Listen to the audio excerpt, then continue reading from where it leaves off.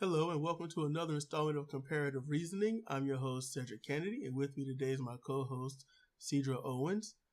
I did a piece a while ago on burning black churches, and it was a black church that was burned, and it had "Vote Trump" written on the side in white spray paint. And I cited that some racist and all this other stuff doing it, and I kind of went off in that one. You can check that video out if you need to. I'll put the link to it in the description below. But there was an update to it, and I saw it on the Young Turks. It seems that the church was burned down by a black guy named Andrew McClinton. And what's said is that there's no political drive to it that they know of, and there is no racial drive to it. And that's what's being reported from the police department and other investigators. That's what they say. Official reports are never the same as what actually happened. I ain't gonna say never, but it's usually and typically it's always a little skewed. I have my thoughts on this. I have my thoughts on a lot of things, but I am going to turn this over to Sidra Owens to explain why this was not the best thing for him to do. When slaves were brought over from Africa, they had their own culture, their own religion, their own society. They were brought over here and subjugated, made into slaves by colonials. If you want to completely subjugate a people, you have to strip them of everything, strip them of their identity, their homes, their land, their names, their culture, and their religion. Africans had their own religion before they were brought here, and that was taken from them. What they were replaced that religion with was Christianity.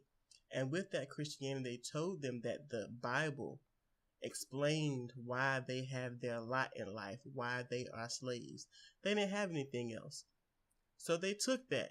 They took that religion. They had nothing. What else could they do?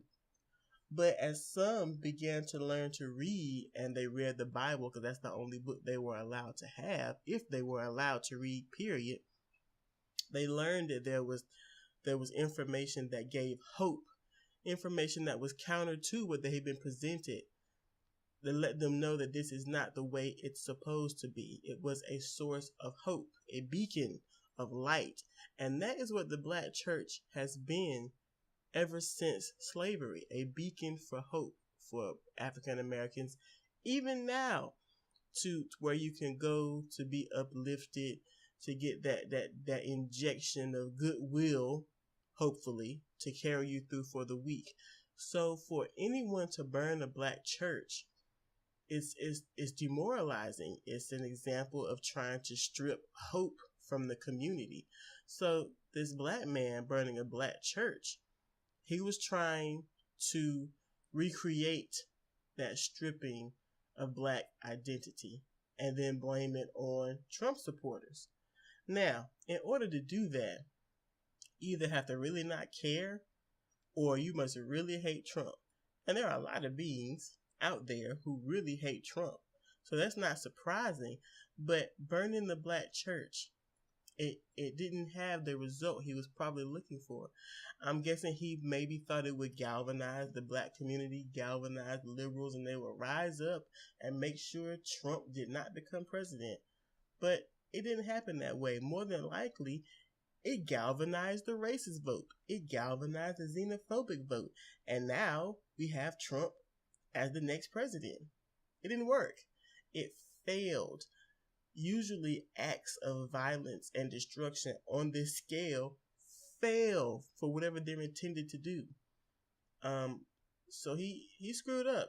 He screwed up, and I know he's going to pay for it, but the rest of us are paying for it too. I think about Tulsa, Oklahoma, that was built up as a black community at one point.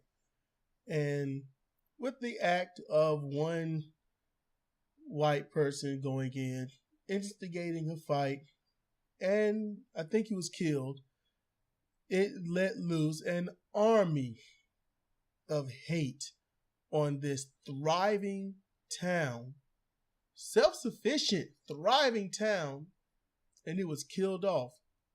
You got to search to find anything about it, but it was a testament.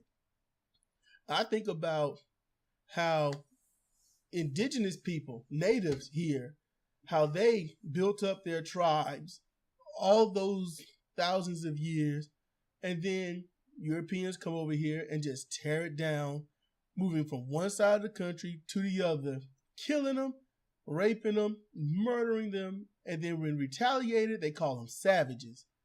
I think about all this stuff that goes on. I think about everything that white people have done to black people over the course of history in terms of hate, honestly, not those very good-hearted, white people, Caucasians, Europeans, whatever you want to call them, that stood up for black people, minorities in general. Just the well-being of people. We're in this country together. Let's let it rise together. I think about those people and how it spits in the face of everything for a black dude to do to a church what white people, the hateful white people, have done to them. I think about the disservice he does to his own kind. I mean, I'm not a churchgoer, not a God believer, but when people go to a place and they're not causing harm to anyone, and maybe they can find some positivity in it, and he just destroys it, I have no good or anything positive to think about this guy. I really don't. Can't stand him. To me, he's no different than Dylan Roof. I don't give a shit about him. Dylan Roof went in and killed those people. He murdered more women than men, citing you're raping our women. I can't recall the last time a black woman went out and raped a white woman. Neither can I. I don't know when that's happening. They are just holding them down, rubbing crotches, and demoralizing them. And I don't know when this happened. I don't know. It just happens, I guess, to him. But this guy here, this Andrew McClinton, don't like him. Don't care about him. And I hope you go to prison. I hope bad things happen to you. Karma's a powerful, powerful thing. I suffer from it. Every human will and do, and I hope this guy gets his. There ain't nothing I can do. I just hope that he understands before karma fucks him up for life. You have anything to say? No, you covered it. Thank you for listening.